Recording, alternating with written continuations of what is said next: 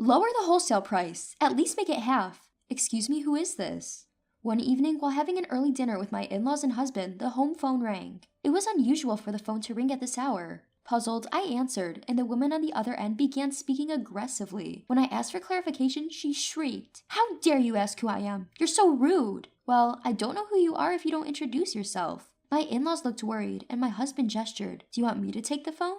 I shook my head. I should be able to handle it without hiding behind my protective husband. "Could you please tell me your name?" When I calmly asked again, the woman became hysterical. "I can't believe you don't know who I am. I'm never buying your eggplants again. I'll use cheap imported ones from now on, so goodbye." She didn't identify herself, but I realized who she was when she mentioned eggplants. She was likely the wife of the president of the pickling company I had been dealing with for 15 years, and with whom I had an exclusive contract. With the president gone, she was the only one who would bring up the contract. It's difficult to change things suddenly. We have an exclusive contract, and using locally grown special eggplants is what makes it popular, isn't it? Wouldn't it be bad to use imported ones? Idiot! Consumers don't know the difference between domestic and imported. I can buy imported ones for less than half your price. You're overcharging. At that point, I became angry. Overcharging? My eggplants can't be grown elsewhere, and the price is fair. No way. Anyone can grow eggplants in a home garden. It's a crime to sell such affordable vegetable at such a high price. Be thankful you're not being sued. I'm canceling the contract. What an incredibly rude person. Fueled by anger, I said, "Are you sure about canceling the contract? I won't be responsible for any regrets." "No regrets. I'll make more money using cheaper imported eggplants. I'm relieved to be rid of an overcharging farmer like you. Stay away from us." What was that phone call about? As soon as the call ended, my husband, concerned, asked me, "What happened, Catherine? We heard a woman yelling. Are you okay?" My mother-in-law frowned.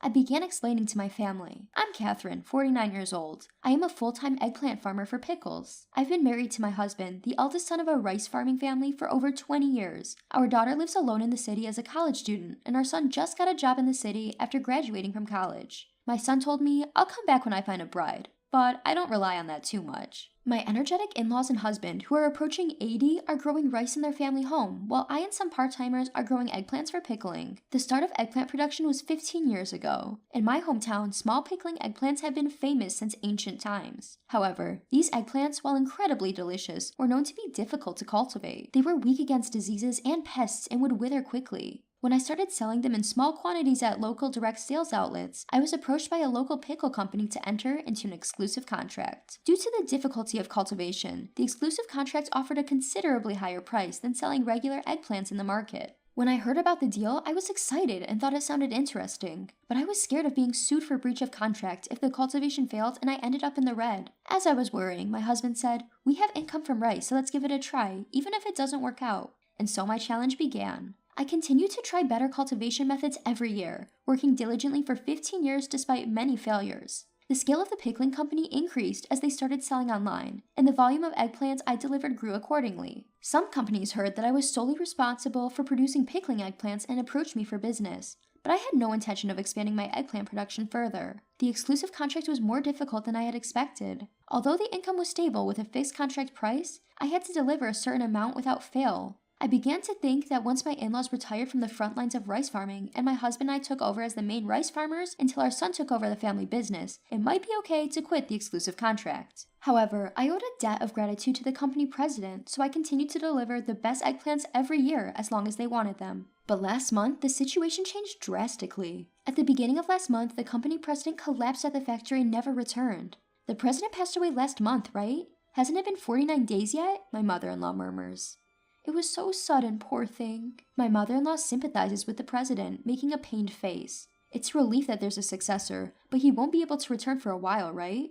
To my husband's words, my father-in-law responds. He was training at another pickling company. The president's son, who was supposed to become the next president, is studying know-how at another pickling company and is in charge of important transactions, so he can't quit right away. While the son is away, the president's secretary and executives were discussing how to keep the business going when the president's wife suddenly interfered, causing turmoil within the company, which I had also briefly heard about. I wonder if the president's wife can't mourn her husband's sudden death or observe a period of mourning. She should have other things to do. Everyone nods in agreement with my mother-in-law's grumbling. Anyway, I'll check the situation. I'd be in trouble if the contract was unilaterally terminated. I called the president's secretary the next day. Did you get a call too, Catherine? I'm so sorry. You seem very tired. Are you okay? The president's secretary, who usually had a lively atmosphere, had a quite downcast voice. It's not okay. I think our company is going to go bankrupt. I've been let go, so I can't help anymore. I'm sorry.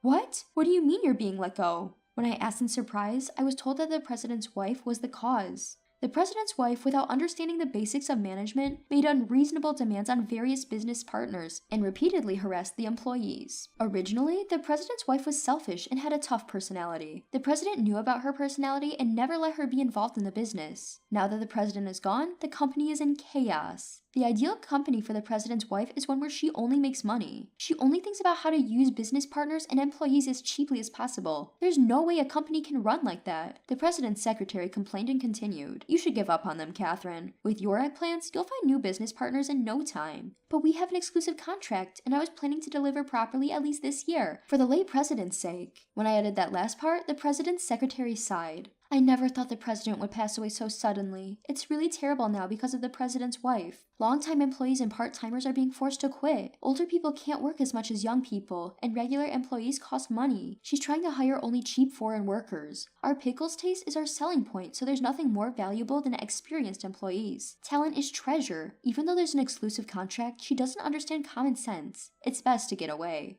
That's how far it went. I was horrified. After the call, I immediately consulted with my husband. Maybe it's time to cut ties, but there's the contract. My husband muttered with a troubled face. Yes, we've exchanged official documents. A few days later, we officially received documents stating that the pickle company was breaking the contract. What is this? Even to an amateur, this looks like nonsense, doesn't it? I thought the secretary was a decent person. The documents were so sloppy that we couldn't help but let out these words. Seeing that, both my husband and I made up our minds. We're not at fault, and luckily, it's before planting season, so it might be a good time to quit. My husband's words made me lean towards quitting, but I was worried about the reduced income over the summer, the part-timers, and various other things. We had struggled and experimented until now, and things were finally going well. I didn't find it amusing to be suddenly forced to quit for such an unreasonable reason. My husband nodded at my words.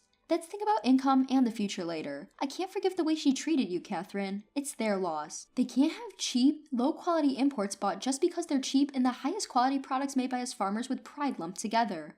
That's true. So, my husband and I decided to stop the exclusive contract from this year and not deliver eggplants even if they begged. Then summer came. After I quit the exclusive contract, several pickle companies immediately offered contracts, and my husband and I carefully considered and contracted the best conditions, increasing our income by about 20%. We found a new shipment destinations for the eggplants, and as we worked busily every day, I almost forgot about the rude president's wife. One day, my mother-in-law came to my workplace with an eggplant pickle. Catherine, this is awful, look. It says locally produced, but that's not true, right? My mother-in-law brought this year's eggplant pickles from the pickle company. They said they'd use imported ones, but it says locally produced here. I was surprised when I looked at the package. Let's try it anyway? Upon my mother-in-law's suggestion, my father-in-law, husband, and the part-timers gathered to taste it, and the flavor was completely different than before. There's no way this is locally produced. First of all, it's not bite-sized. They're using large eggplants and pickling them. They're treating consumers like fools. My mother-in-law asserted with a stern face. The taste is strange too. It doesn't feel like it's just gone bad, it's like it's gone rotten. The part-timer also made a harsh comment. Could it be that the president's wife is lying about the imported products being local? But honestly, I thought she might do something like that. A few days later, during dinner, the phone rang again. Hey, can you pretend you sold me your eggplants? The voice didn't introduce herself, but I remembered it. It was the president's wife. I don't remember selling you eggplants, and you're asking me to lie? Yes, if you say so, it'll save our company. Weren't you supposed to never contact me again? That was true, but things have changed. You want money too, right? I'll give you some. It's just a small favor. Her high-handed tone trying to involve me in her crime was unbelievable. No, thank you. I refused and hung up, then told my husband and in-laws what had happened. Everyone grinned. My husband in particular seemed pleased. She must have regretted it right away. There's no way your eggplants and those inferior imported ones are the same. Actually, after my mother-in-law brought the pickles, I received calls from various people because I had been the one making the eggplants so far. According to information from the current pickle company, they have received numerous complaints from consumers and even been reported to the authorities. Apparently, the pickle company's in trouble now because they were internally accused of food fraud. Then a few days later, police testified that they were your eggplants. The police might investigate. I recognized the voice which didn't introduce herself from before. This time, it was almost sobbing. Well, I didn't sell them. I hung up again. The next day, a polite call came from a young man claiming to be the president's son. I'd like to meet and apologize, he said, so we decided to meet that afternoon. I asked my in-laws to do the afternoon farm work, and my husband and I waited.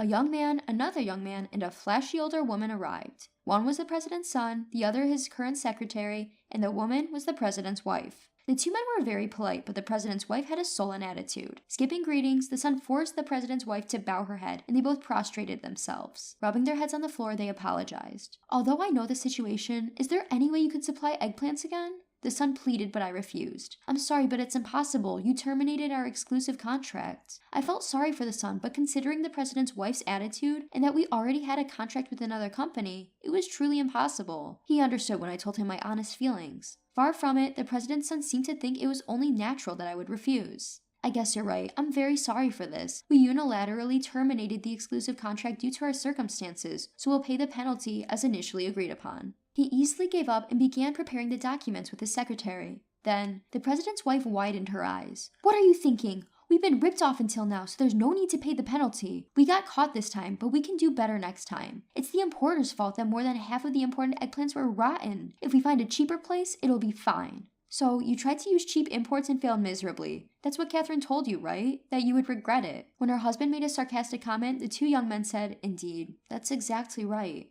They hung their heads. I was concerned about the president's wife's words and asked her again, By the way you're talking, are you planning to continue labeling the products as locally produced even if you can't get my eggplants? Of course! It's more profitable and everyone is doing it. The president's wife showed no remorse and started yelling at me. My husband and I were both taken aback. That's when the president's son lost his temper. Mom, just be quiet. I only brought you here today to apologize, but I'm fed up with you. Upon being scolded by her son, the president's wife was flustered. I was just trying to make money. You only think about making money for yourself. That's not how a company should operate. But isn't it a company for making money? I was irritated by the clueless president's wife. Although on a different scale, I also employ part-time workers. It's not right to think that it's okay to lie as long as you make a profit. I believe that a fair relationship, where both employees and contracted farmers like us can make legitimate profits, is the right one. It's wrong for only one side to profit. At my words, the son, the young secretary, and my husband all nodded. You're right, Mom. Who doesn't understand that is finished as a person at the company. I'll cut ties with her. However, she needs to take responsibility for ruining Dad's company. Upon hearing her son's declaration of disownment, the president's wife seemed to be affected for the first time. She was so shocked she turned pale and silent. She suddenly became stunned and docile. After that, the case was deemed malicious, involving intentional mislabeling of the origin. It was written in bold letters in the local newspaper that the police had started investigating for fraud, and it became a big news story in the area for a while. The pickle company eventually went bankrupt, and the president's wife was abandoned penniless by her son, fearing prosecution and living in hiding. The president's son and the veteran employees who returned at his call are working hard to deal with the aftermath and establish a new company. I received the penalty for the breach of the exclusive contract, and the matter was settled. Since then, my son has returned and decided to take over the farm. He seems to have found a bride who will happily work on the farm with him. With the happy news, our family's daily life has become very enjoyable.